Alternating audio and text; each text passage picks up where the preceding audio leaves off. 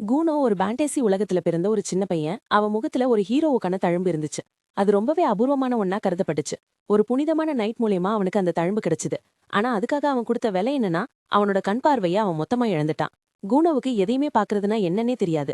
அவன் அடிக்கடி அவங்க அப்பா அம்மா கிட்ட பாக்குறது எப்படி இருக்கும்னு கேட்பான். அதுக்கு அவங்க அப்பா பாக்குறதுனா நிறங்களை உணர முடியறதுன்னும், கடவுள் படிச்ச எல்லா அழகான விஷயங்களையும் இந்த உலகத்துல பாக்குறதுதான்னு சொல்லுவாரு. அப்புறம் பெரிய கோத்பேடிஸ கண்டுபிடிக்கணும்னா இது ரொம்ப முக்கியமான விஷயம்னு சொல்லுவாரு. ஆனா அவங்க அம்மா அவனுக்கு கிடைச்ச அந்த ஹீரோ தழும்புக்கு முன்னாடி இந்த கண் பார்வை போனதெல்லாம் ஒரு பெரிய விஷயமே இல்லனும், அதுக்கு இது ஒரு சின்ன வேலைதான்னு சொன்னாங்க.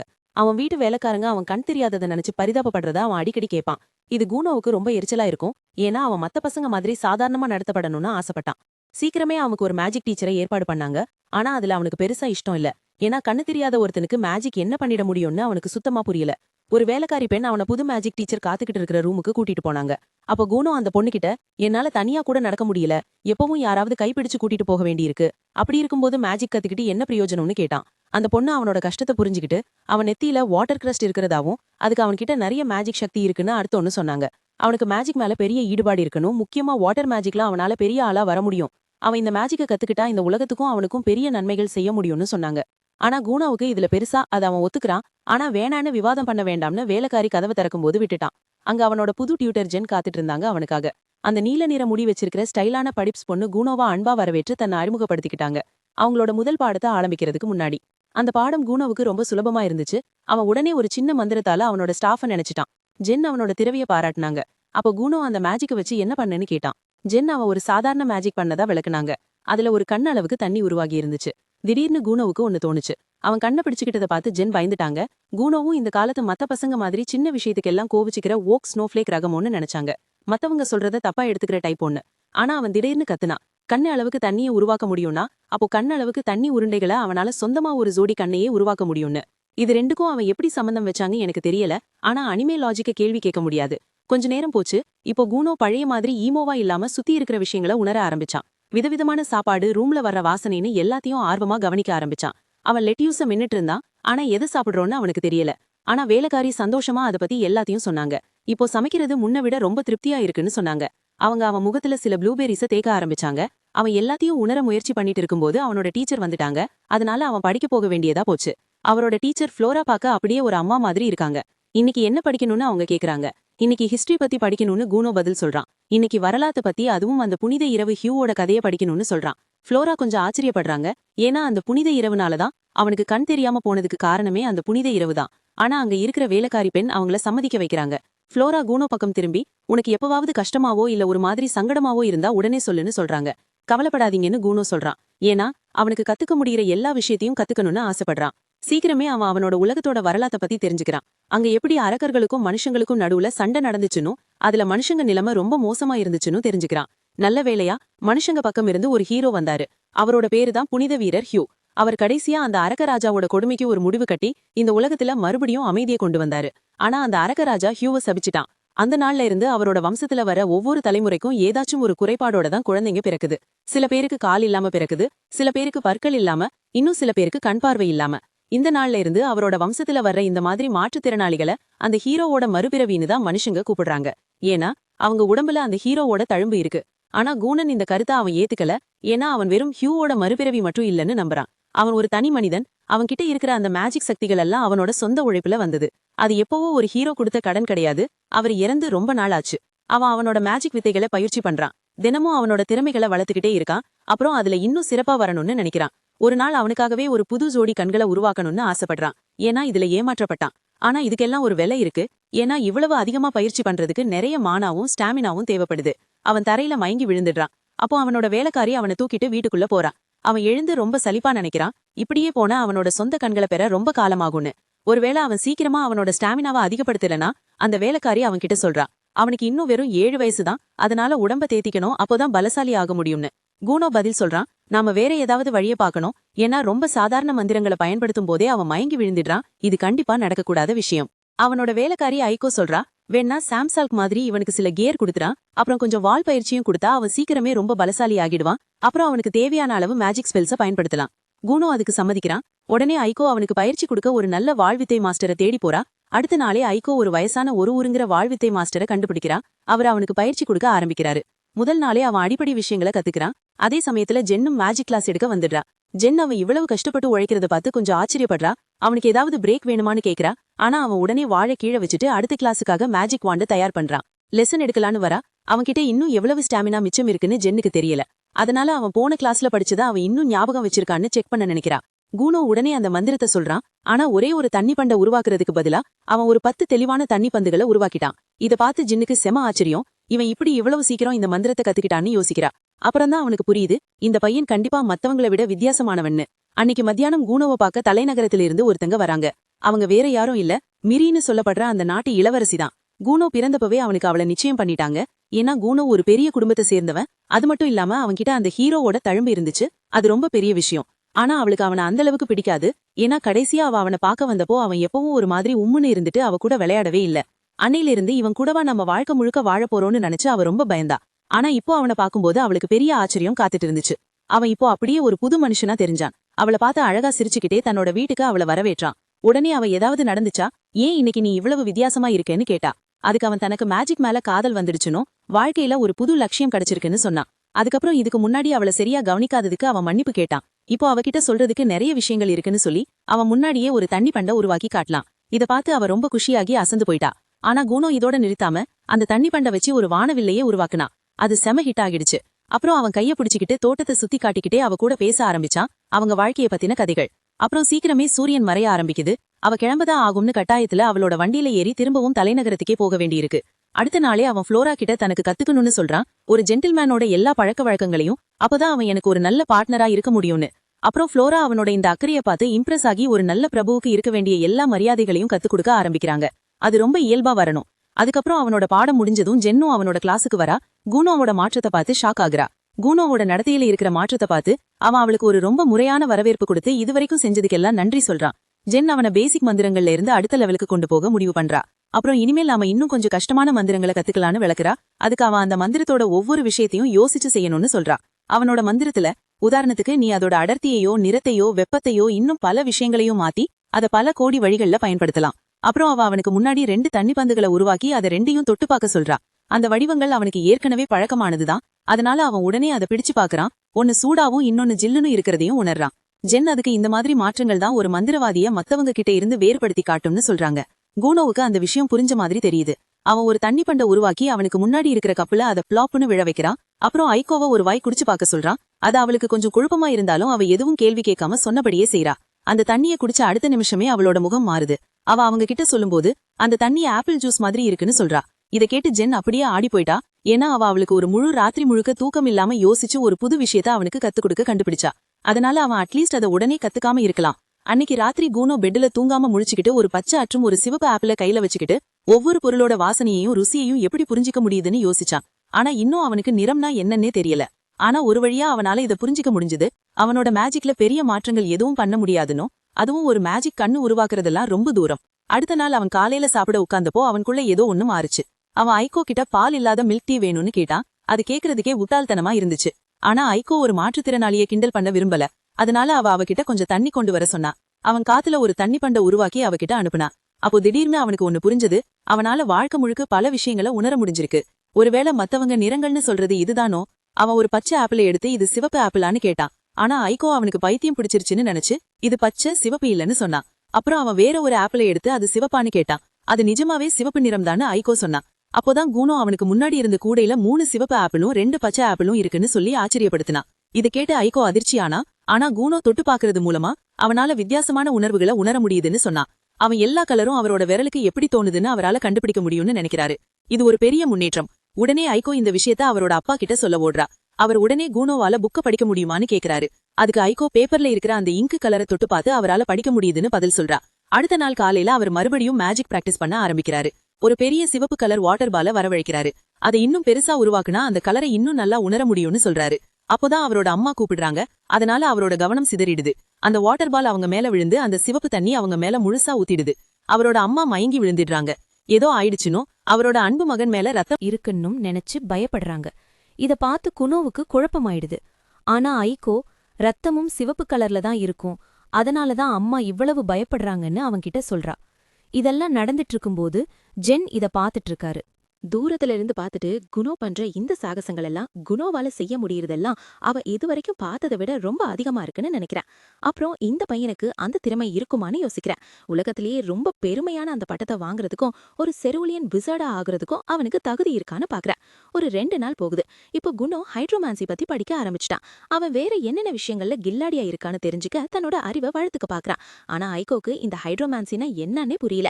அதனால அவன் அவளுக்கு ரொம்ப எளிமையா விளக்க முயற்சி பண்றான். ஒரு கிண்ணத்துல இருக்கிற தண்ணிய வச்சு எதிர்காலத்தை சொல்றது இல்லனா தொலைஞ்சு போன பொருளை கண்டுபிடிக்கிறது தான் ஹைட்ரோமான்சின்னு சொல்றான். உடனே ஐகோ அவளுக்கு ஒரு மாப்பிளைய கண்டுபிடிக்க முடியுமான்னு கேக்குறான். ஆனா குணோ அவகிட்ட கவலைப்படாதன்னு சொல்றான். ஏன்னா அவ இப்போ இளமை துடிப்போட இருக்கிற ஒரு அழகான பொண்ணு. நிறைய பசங்க அவளை கல்யாணம் பண்ணிக்க ஆசைப்படுவாங்கன்னு சொல்றான்.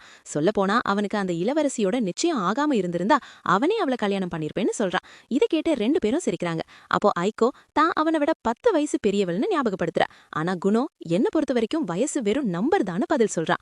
அப்போதான் ஃப்ளோரா பாடம் எடுக்க வரா. அவனுக்கு ஒரு டெஸ்ட் வைக்கிறா. அதுல அவன் சூப்பரா பாஸ் பண்ணிடுறான். அவனோட பதில்கள் எல்லாம் ரொம்ப ஆழமாவும் நாகரிகமாவும் இன்ஸ்டாகிராம்ல யாரும் தப்பா சொல்ல முடியாத அளவுக்கு இருந்துச்சு.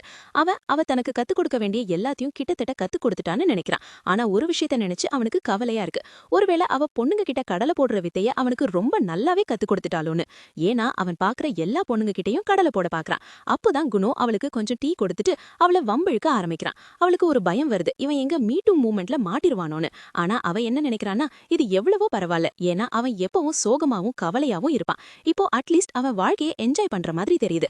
அப்புறம் அன்னைக்கு நைட்டு ஐகோ குணோ கிட்ட நம்ம கிளம்பணும்னு சொல்றா. ஏன்னா அவனோட அப்பா அவனை பார்க்கணும்னு சொல்லி அவரோட பங்களாவுக்கு வர சொல்லியிருக்காரு.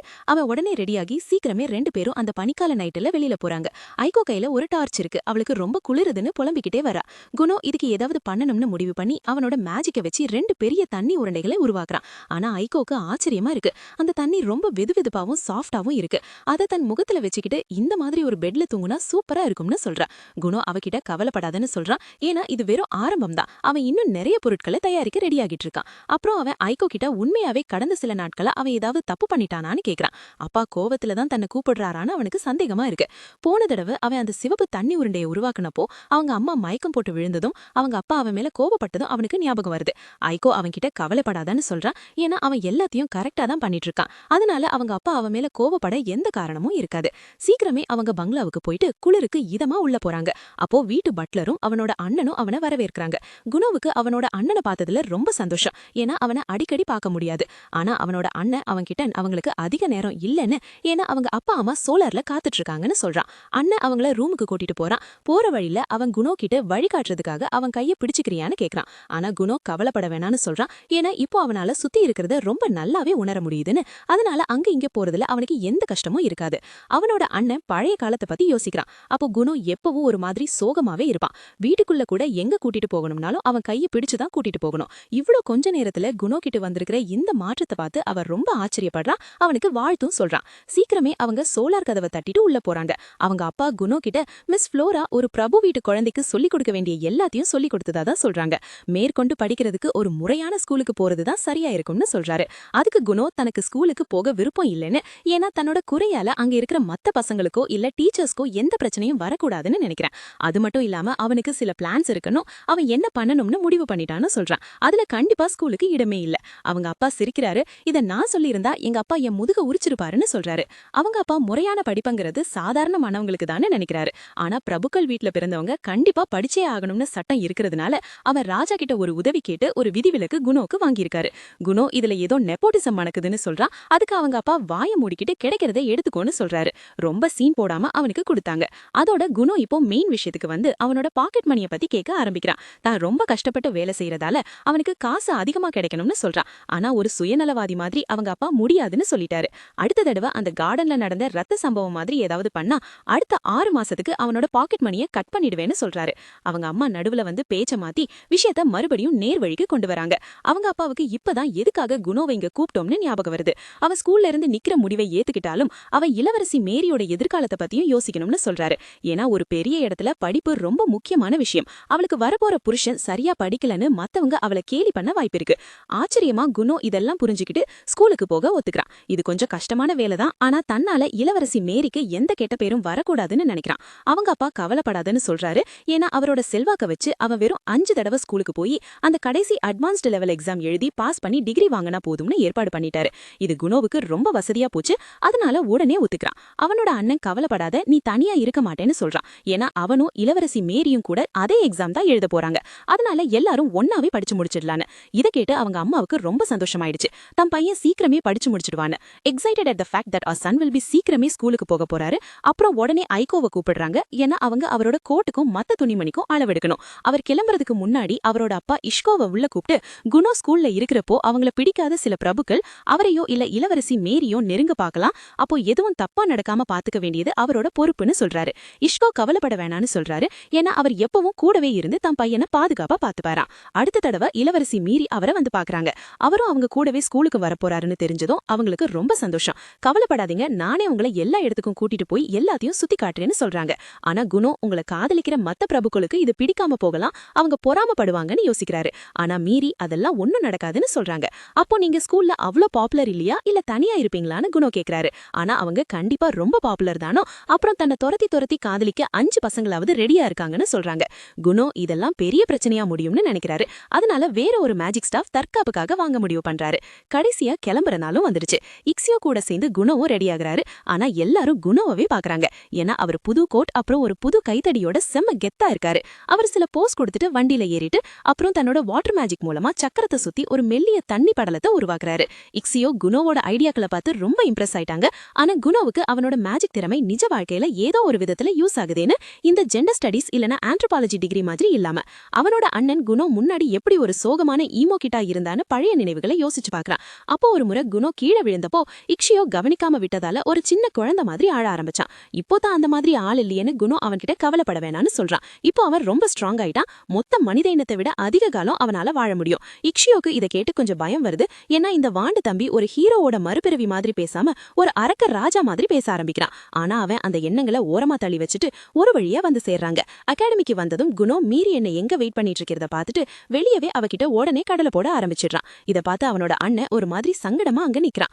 குணோவுக்கு சீக்கிரமே அங்க இருக்கிற விஷயங்கள் எல்லாம் ஒரு மாதிரி தலை சுத்த வைக்குது. ஏன்னா அந்த புது சிச்சுவேஷன்ல அவனால ஆயிரக்கணக்கான குரல்களை கேட்க முடியுது.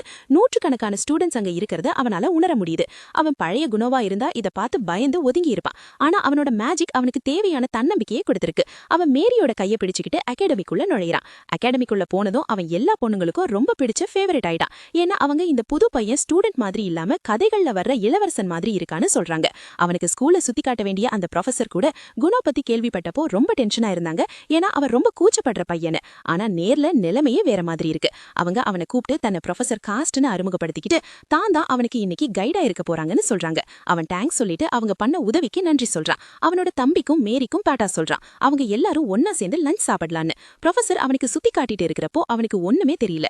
அவன் ஏற்கனவே ஒரு பெரிய கூட்டத்தையே எதிரியாக்கிட்டான். அந்த ஸ்கூல்ல கெத்து காட்டிட்டு இருந்த அந்த ரவுடி பசங்க தான் அங்க ரொம்ப பாப்புலர். இவன் வரதுக்கு முன்னாடி வரைக்கும் காஸ் குணோவை ஒரு தனி கிளாஸ் ரூமுக்கு கூட்டிட்டு போய் அவன் கிராஜுவேஷனுக்காக 5 எக்ஸாம் எழுதணும்னு சொல்றாங்க. சாதாரணமா ஒவ்வொரு எக்ஸாமுக்கும் நடுவுல கேப் இருக்கும். ஆனா ஸ்கூலுக்கு அவனோட அப்பா கிட்ட இருந்தும் ராஜா கிட்ட இருந்தும் நேரடியா ஆர்டர் வந்ததால எல்லா எக்ஸாமையும் ஒன்னா வைக்கிறாங்க. குணோ ரொம்ப சீரியஸா பதில் சொல்றான். ராஜாவும் அவங்க அப்பாவும் பெஸ்டீஸ்னு, அவங்க பண்றது அப்பட்டமான வாரிசு அரசியல்னு, இதெல்லாம் அவனுக்கு சுத்தமா பிடிக்கலன்னு சொல்றான். காஸ் தனக்கு எந்த விதமான அரசியல் பிரச்சனையும் வேணான்னு அவனோட இந்த ஆக்டிவிசம் விஷயத்துல தன்னை இழுக்காதுன்னு கெஞ்சுறாங்க. அவங்க அவன்கிட்ட கொஸ்டின் பேப்பரை கொடுத்துட்டு எக்ஸாம் முடிக்க அவனுக்கு 2 மணி நேரம் இருக்குன்னு சொல்றாங்க. எக்ஸாம் முடிஞ்சதுக்கு அப்புறம் அவன் மேரிய மீட் பண்ணிட்டு சாப்பிடுறதுக்கு ஏதாவது வாங்க கீழே போறான். அவன் டைனிங் ஏரியாக்கு போறதுக்கு முன்னாடி இளவரசன் லயல் அவங்க முன்னாடி வரான். அவன் மேரியோட அண்ணன். தன்னை விட பாப்புலரா ஒருத்தன் ஸ்கூல்ல இருக்கான்னு அவனுக்கு செம்ம கடுப்பு. அவனோட அண்ணனை பார்த்ததும் மேரி பயப்படுறத குணோ கவனிக்கிறான். ஆனா அவன் யார்கிட்ட பேசிட்டு இருக்கான்னு அவனுக்கு தெரியல.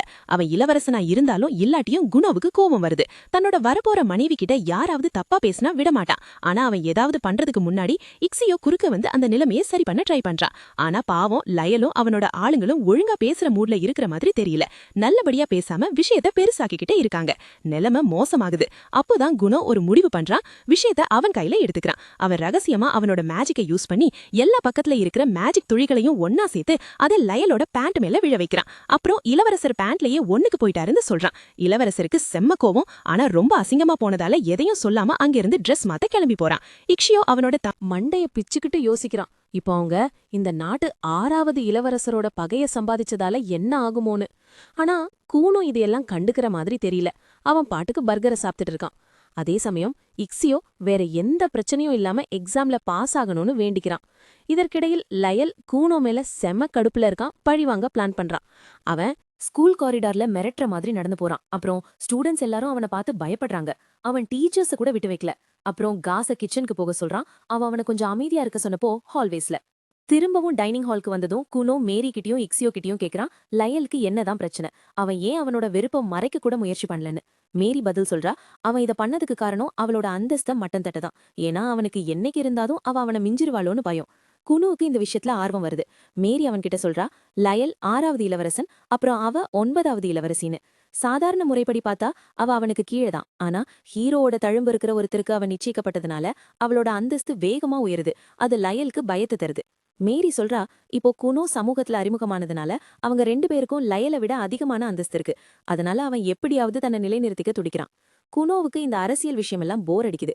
மேரி அவன்கிட்ட சொல்றா, அவன் ஒரு மந்திரவாதியாவோ இல்ல புனிதமான தழும்பு இருக்கிறவனாவோ இல்லாம இருந்தா கூட அவனுக்கு நிச்சயிக்கப்பட்டதுல அவளுக்கு ரொம்ப சந்தோஷம்தானு. குனோ அவனோட கடலை போட்டுற திறமைய வச்சு அவனுக்கும் இதுல ரொம்ப சந்தோஷம்னு சொல்றான். அப்புறம் அடுத்த தடவை அவன் அவளோட அப்பாவை பார்க்கும்போது அவருக்கு முன்னாடி மண்டியிட்டு நன்றியை தெரிவிப்பான்னு சொல்றான். அவன் வேற எந்த மனுஷன் முன்னாடியும் மண்டியிட போறதில்லனாலும். இதோட அவன் பண்ணதுக்காக இளவரசன் லயல் கிட்ட முதல்ல மன்னிப்பு கேட்கணும்னு சொல்றான். ஆனா இக்ஸியோவும் மேரியும் அவன் அப்படி துணிஞ்சு கூட பார்க்காதன்னு சொல்றாங்க. ஏன்னா அது ஒரு மோசமான ஐடியா. எக்ஸ் பாய் ஃப்ரெண்ட் கூட இன்னும் ஃப்ரெண்டா இருக்கிற பொண்ணை டேட் பண்றதை விட மோசம். அதுக்கப்புறம் சீக்கிரமே குனோவோட ஃபைனல் எக்ஸாம் டைம் வருது. அவனோட டெஸ்ட் எடுக்கிறதுக்கு முன்னாடி ஜென் கூட மேஜிக் பண்றான். எப்பவும் போல அவன் ஒரு தண்ணி உருண்டைய வரவழைக்கிறான். அப்புறம் ஜென் அதோட உணர்வு இன்னைக்கு மாத்த சொல்றா. குனோ உடனே அவனோட சக்தியை வச்சு அந்த உருண்டைய ஐஸ் ஆக்குறான். அப்புறம் ஜென் அதை பிடிக்கும்போது அது ஒரு ஆப்பிள் மாதிரி இருக்குன்னு சொல்றா. அது நிஜமா சாத்தியம் இல்ல. ஆனா இந்த அறிவாளி பொண்ணுங்க எப்பவும் கரெக்டா தான் இருப்பாங்க. அவ குனோ கிட்ட நிறைய விஷயங்களை தொட்டு பார்த்து அது எப்படி இருக்குன்னு புரிஞ்சுக்க சொல்றா. அப்புறம் அதை வச்சு அவனோட மேஜிக்கை இன்னும் அதிகமா மாத்த சொல்றா. இந்த வாய்ப்பை வச்சு அவளையோ இல்ல புல்லையோ தொடுறதுக்கு பதிலா குனோ நேரா போய் ஸ்கூலுக்கு போன உடனே ஒரு குதிரையை தடவ ஆரம்பிக்கிறான். இக்ஸியோ வெளியே வந்து அவனோட தம்பி இவ்ளோ விசித்திரமா நடந்துக்கிறத பார்த்து ஷாக் ஆகுறான். ஆனா அவன் வழியிலேயே அவனை விட்டுடலான்னு முடிவு பண்றான். அப்பதான் மேரி அவங்கள வரவேற்க ஓடி வரா. அப்புறம் குனு ரொம்ப டிராமா பண்றான். இன்னைக்குதான் ஸ்கூல்ல அவளை பாக்குற கடைசி நாள்னு சொல்லி. அவனுக்கு உலகமே அழியிற மாதிரி இருக்கு. அதுக்கப்புறம் அவன் உள்ள போறான். அங்க காஸ் அவன் மத்த ஸ்டூடெண்ட்ஸ் கூட சேர்ந்து ஃபைனல் எக்ஸாம் எழுத போறதா சொல்றான். இதை கேட்டு குனோ ஷாக் ஆகுறான். அதே சமயம் ரொம்ப எக்ஸைட் ஆகுறான். ஏன்னா தடவையா அவன் அவனோட ஸ்கூல் லைஃப் எப்படி இருக்கும்னு நிஜமா உணர போறான். அப்புறம் அவன் காஸ் பக்கம் திரும்பி அவ கூட அந்த ஸ்பெஷல் ரூம்ல தனியா இருக்கிறத மிஸ் பண்ணுவேன்னு சொல்றான். ஆனா அது எவ்ளோ தப்பா கேக்குதுன்னு அவ கவலையே படல. அவ குனோ கிட்ட தான் அவனை கவனிச்சுட்டு மட்டும் தான் இருப்பேன்னு சொல்லிட்டு டெஸ்ட்டுக்கு ஆல் தி பெஸ்ட் சொல்றா. குனோ காஸ் கூட ரொம்ப க்ளோஸ் ஆயிட்டான்னு இக்ஸியோ சொல்றான். அதுக்கு அவன் ஆமா, நாங்க எக்ஸாம் அப்போ நிறைய பேசணும்னு ஒத்துக்கிறான். அவன் எதை பத்தி பேசுறான்னா, காஸ் டீச்சர் ஆகிறதுக்காக எக்ஸாம் எழுதினா, தான் லவ் பண்ண ஒருத்தனுக்காக இத பண்ணா. ஆனா அந்த லூசர் எக்ஸாம்ல ஃபெயில் ஆயிட்டான். இவ மட்டும் பாஸ் பண்ணிட்டா. இப்போ இவ ஒரு டீச்சர், அவன் வேலை இல்லாத வெட்டி ஆபீசர். அப்புறம் காஸுக்கு அவ லைஃப்ல என்ன பண்றோன்னே தெரியல. இக்கியோ மேரி 2 பேருக்கும் காஸோட மென்டல் ஹெல்த் பத்தி கவலையா இருக்கு. ஏன்னா அவ ஒரு குழந்தைகிட்ட பேசுற விஷயங்கள் அப்படி இருக்கு. ஆனா அப்போன்னு பார்த்து சில ஸ்டூடெண்ட்ஸ் நடுவுல வந்துட்டாங்க. ஏன்னா அவங்களுக்கு குனோவை பத்தியும் தெரிஞ்சுக்க ஆசை. காஸ் அவன்கிட்ட தன்னை அறிமுகப்படுத்திக்க சொல்ல குனோ தன்னை மேரியோட ஃபியான்சேனும் இக்கியோவோட தம்பினும் அறிமுகப்படுத்திக்கிறான். எல்லாரும் காரணமே இல்லாம அவனை பார்த்து இம்ப்ரெஸ் ஆயிட்டாங்க. அப்புறம் குனோ சொல்றான், அவனோட ஃபியான்சேக்கும் அண்ணனுக்கும் ஃப்ரெண்ட்ஸ் இருக்கிறத பார்த்து ரொம்ப சந்தோஷமா இருக்குன்னு. ஏன்னா இது வரைக்கும் யாரும் அவங்க கிட்ட பேச வராததால அவங்க தனியா இருக்காங்களோன்னு நினைச்சு அவன் வருத்தப்பட்டோம். இக்கியோ குனோ கிட்ட தங்களை இப்படி அசிங்கப்படுத்தாதன்னு சொல்றான். மேரி ரொம்ப சங்கடப்பட்டு தான் அவனோட ஃப்ரெண்ட்ஸ் எல்லாரையும் தனியா விட சொன்னதா எக்ஸ்பிளைன் பண்றா. அப்போதான் அவனோட நேரம் ஸ்பெண்ட் பண்ண முடியும்னு. அவளோட ஃபீலிங்ஸை புரிஞ்சுக்காததுக்கு குனோ சாரி கேட்டுட்டு திரும்பவும் அவளுக்கும் எனக்கும் ஃப்ரெண்ட்ஸ் இருக்கிறதுல சந்தோஷம்னு சொல்றான். அவன் அவங்க கிட்ட டைரக்டா பேசி அவங்க தனியா இருக்காங்களான்னு கேட்க விரும்பல. ஏன்னா அது அநாகரிகமா இருக்கும். அவங்க அம்மா அப்படி வழக்கல.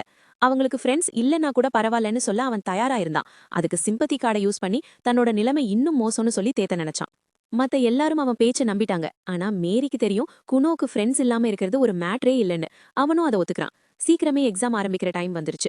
அப்போ காஸ் குனோ கிட்ட அந்த புறாவோட விளையாடுறது நிறுத்த சொல்ல அப்புறம் அவரோட சீட்டுக்கு போறாரு. மேரி ஆரம்பிக்கிறாங்க. அவரோட சீட்டுக்கு கூட்டிட்டு போகும்போது திடீர்னு லயல் அங்க வந்து அவங்க 2 பேரையும் தள்ளி விடுறான். அவன் என் மேல செம கடுப்புல இருக்கான். ஏன்னா அந்த பேண்ட் கல்யாணத்துல நடந்த விஷயத்த பத்தின நியூஸ் அரண்மனை வரைக்கும் போயிருச்சு. அது மட்டும் இல்லாம அங்க இருக்கிற வேலைக்காரங்க கூட அவன் பின்னாடி பேசிக்கிறாங்க. இங்க இருக்கிற எல்லாருமே ஒரே மாதிரி தான்னு லயல் நினைக்கிறான். அவனுக்கு பின்னாடி எல்லாரும் தப்பா தான் பேசுவாங்கன்னு அவன் நினைக்கிறான். ஏன்னா அவங்களுக்கு நேருக்கு நேரா பேசுறதுக்கு தைரியம் இல்ல. அவன் கோபத்துல கைய முறுக்குறான். அப்ப குனு திடீர்னு அவன் கைய பிடிச்சு தன்னை இளவரசர்கிட்ட அறிமுகப்படுத்திக்கிறான். அவன் என்ன சொல்றான்னா, அவன்கிட்ட பேச அன்னைக்கு சரியா வாய்ப்பு கிடைக்கல. ஆனா அவனோட மச்சான் கூட நல்ல பழகணும்னு அவன் ஆசைப்பட்டான்னு. இத பார்த்து கிளாஸே ஷாக் ஆகி நிக்குது. ஏன்னா யாருமே லயல் கிட்ட நெருங்க மாட்டாங்க, சில ஐஸ் வைக்கிறவங்கள தவிர. இன்னொரு பக்கம் இதுதான் லயல யாராவது இப்படி வந்து பேசுறது இதுதான் தடவை. அதனால அவனுக்கு எப்படி ரியாக்ட் பண்றதுனே தெரியல. குணு வேகமா அவன் கைய குலுக்குறான். லயல் அவன்கிட்ட இருந்து கையை எடுக்க எவ்வளவு முயற்சி பண்ணாலும் முடியல. அவன் ரொம்ப விவரம் தெரிஞ்சவன் மாதிரி சீன் போட்டுக்கிட்டு குணு கிட்ட அவன் கையை பிடிக்கவோ இல்ல பேசவோ அவன் பெர்மிஷன் கொடுக்கலன்னு சொல்றான். ஆனா குணு அதை சுத்தமா கண்டுக்காம லயலுக்கு நல்ல தெம்பான கை இருக்குன்னு சொல்றான். அப்புறம் அந்த கை தான் கழுத்துல இருக்கணும்னு ஆசைப்படுறான். இது லயலுக்கு ரொம்ப அதிகமா போயிருச்சு. அவன் உடனே மிரி பக்கம் திரும்பி உன் வருங்கால புருஷனுக்கு என்னதான் ஆச்சுன்னு கேக்குறான். அதுக்கு பதில் சொல்லாம மேரி சிரிக்க ஆரம்பிக்கிறா. ஏன்னா லயல் இப்படி வெக்கப்படுவான்னு அவ எதிர்பார்க்கவே இல்ல. லயல் இன்னும் சங்கடப்படுறான். ஏன்னா மொத்த கிளாஸும் என் கூட சேர்ந்து அவனோட நிலைமைய பார்த்து சிரிக்கிறாங்க. ரியாக்ஷன்ஸ் எல்லாம் வருது. அப்புறம் அவன் குணோ பக்கம் திரும்பி அவன்கிட்ட ஆர்டர் பண்றான், அவன் கைய விட சொல்லி. ஒரு வழியா குணோ அவனை விட்டுடுறான். அந்த விஷயம் அமைதியா முடிஞ்சிடுது. காஸ் அந்த எக்ஸாமா ஆரம்பிக்கிறான். அது முடிஞ்சதும் ஆன்சர் ஷீட்ஸ் எல்லாம் செக் பண்ணப்படுது. அவ எல்லாரும் எக்ஸாம்ல பாஸ் ஆயிட்டாங்கன்னு சொல்றா. எல்லாருக்கும் இதை கேட்டு ரொம்ப சந்தோஷம். குணோ அவனோட தம்பி அப்புறம் அவனோட வருங்கால மனைவியோட கிராஜுவேட் ஆனதை செலிப்ரேட் பண்றான். அன்னைக்கு சாயங்காலம் அவ வீட்டுக்கு கிளம்புறான். எல்லாருக்கும் குட் பை சொல்றான். அந்த விசித்திரமான ஆனா கியூட்டான பையனுக்கு குட் பை சொல்ல எல்லாருக்கும் கஷ்டமா இருக்கு. லயல் கூட குணோவை பார்த்ததுக்கு அப்புறம் மாறின மாதிரி தெரியுது.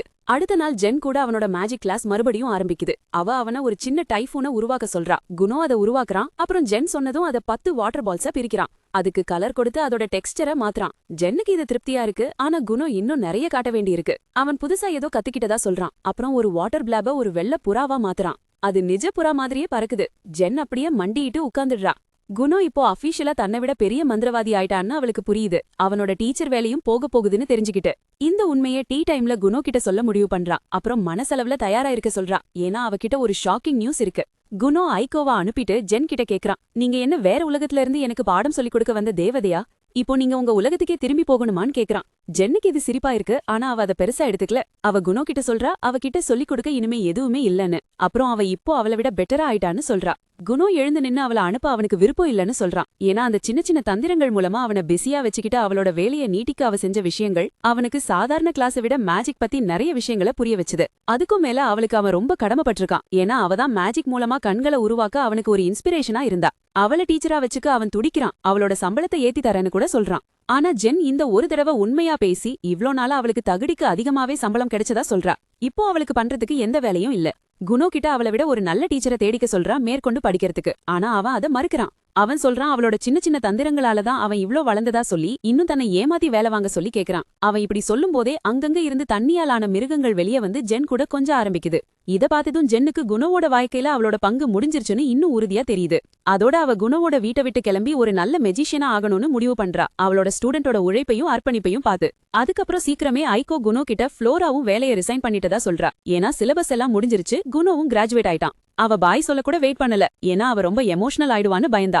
குணோ அவளுக்கு ஒரு தேங்க்ஸ் லெட்டர் எழுத முடிவு பண்றான். ஐகோ அவளோட பங்களாவுல யாராவது அழகான வேலைக்காரங்க இருக்காங்களான்னு தேக்குறா. 6 அடிக்கு மேல உயரமா இருக்கணும். ஏன்னா அவ ஒரு மாப்பிள்ளையே தேடிக்கிட்டு இருக்கா.